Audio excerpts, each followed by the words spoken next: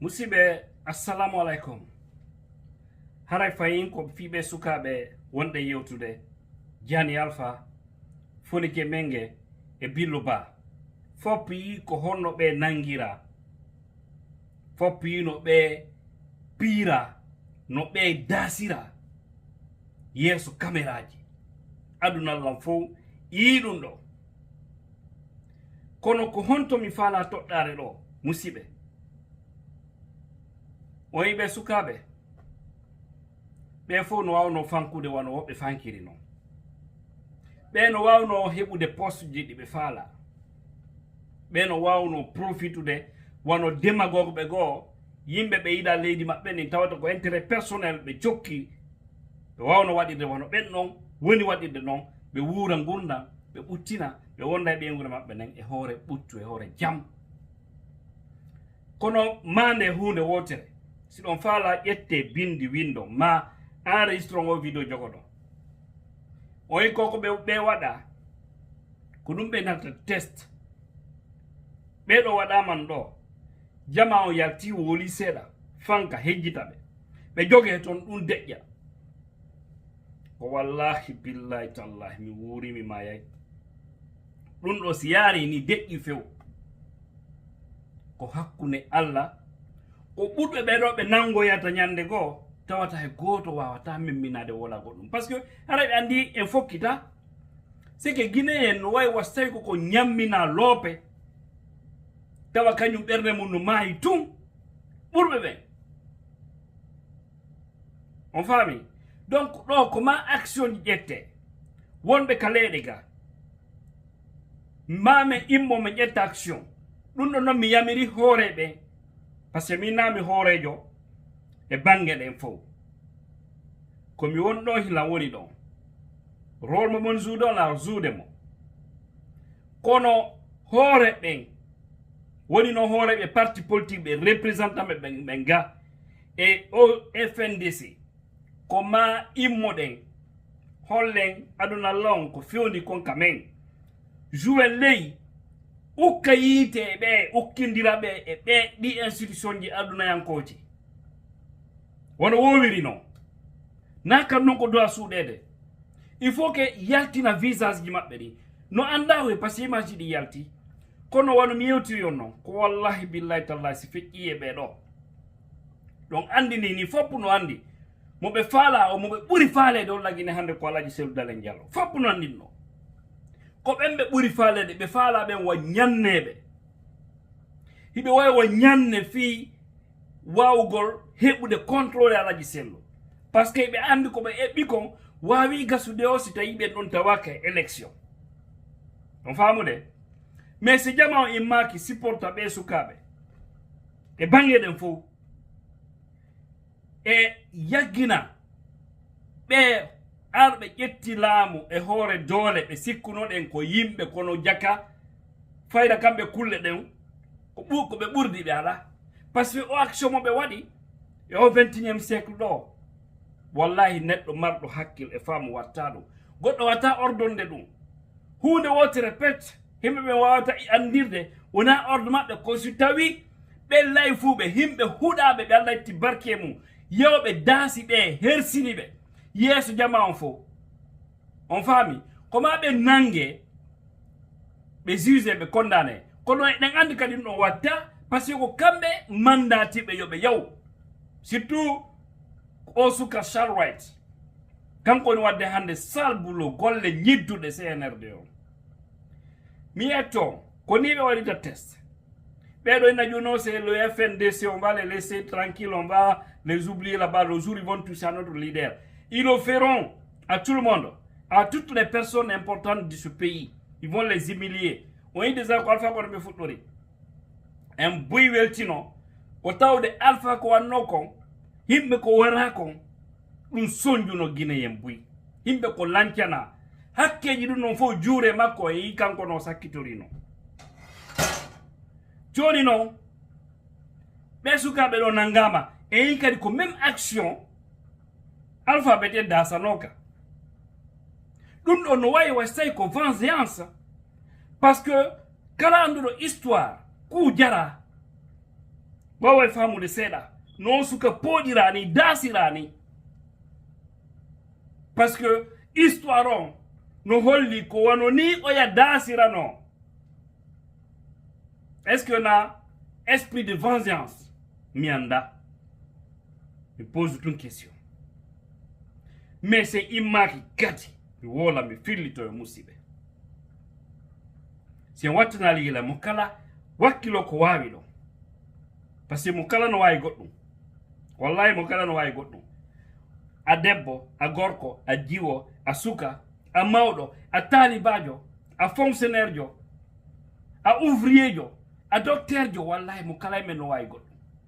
A police zo gendarme jo, militaire jo, dum non ko police gendarme militaire yimbe wondu be nge jama amanu wode ona koy nakkoy ko yalla tibarki e mum won ko exécuter des ordres wonno wadde tan alpha be futti kamen dum don o say do mi wola kad mi fillito himbe si sacrifice hore mum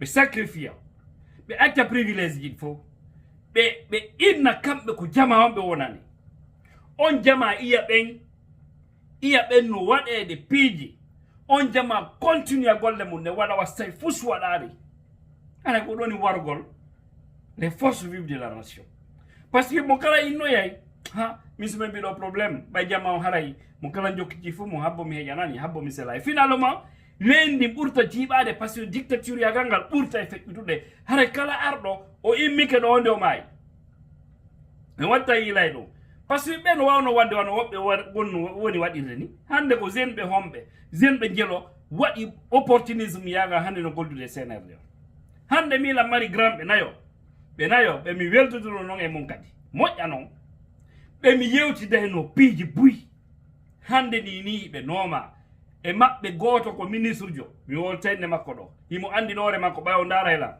mais mi wolani no be fop mabbe ka gundu parce que godde mabbe ko eno do ono mama koro yando jejilan yalla ko o jejila o nami publio yande o nami posto parce que o falaka yembe ben andu me de mardi relation grand ardo video on parce que de andi on se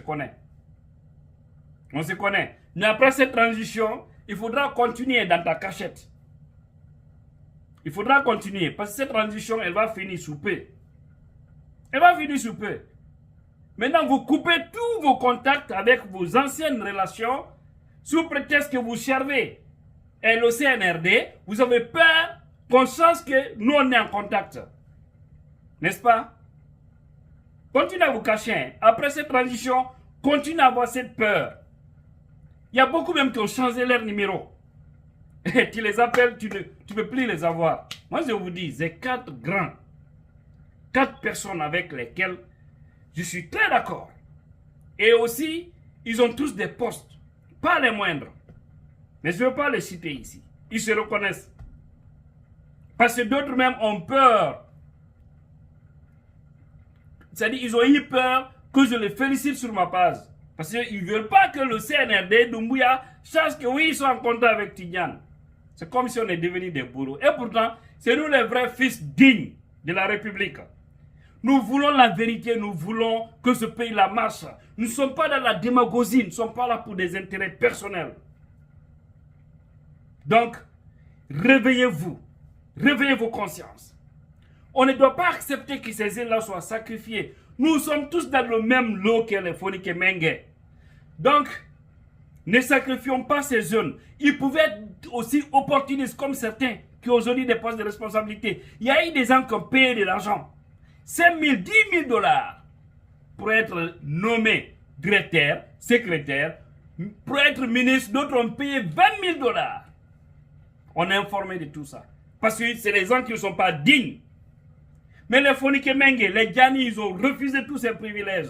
Ils ont dit nous c'est la Guinée. Si aujourd'hui ils ont des problèmes, eux que les Guinéens refusent de s'élever comme un seul homme. Il y a des manières que chacun arrête les activités. Qu'on boycotte le CNRD. Qu'on sait des sifflets partout. Qu'on les tympanise. Je vous jure, vous allez voir le résultat potable. Comment est-ce que ceci peut trimballer des jeunes comme ça? Hein? Vous avez vu le cas Sonko? Le Sénégal, là-bas, ils sont unis. C'est ça la force.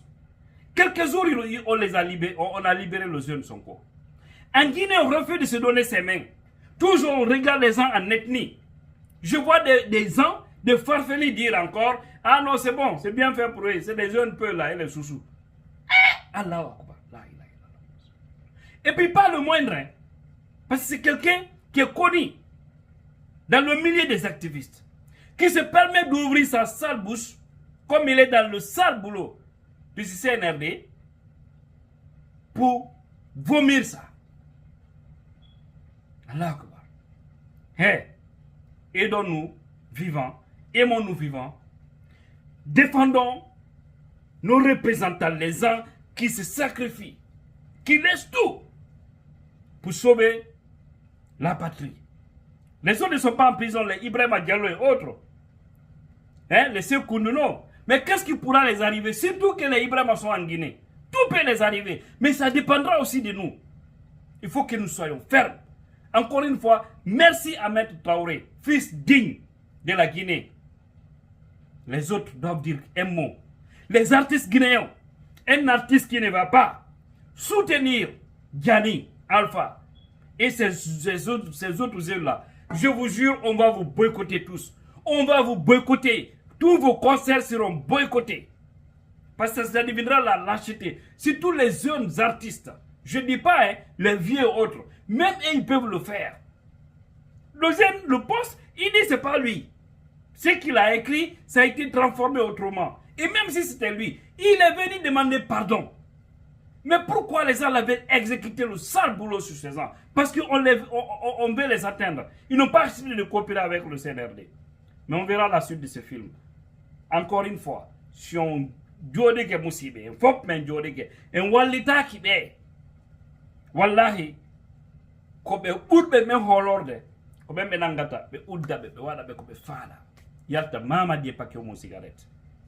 Kuna la dan renundo. Ko men kadna yiwata.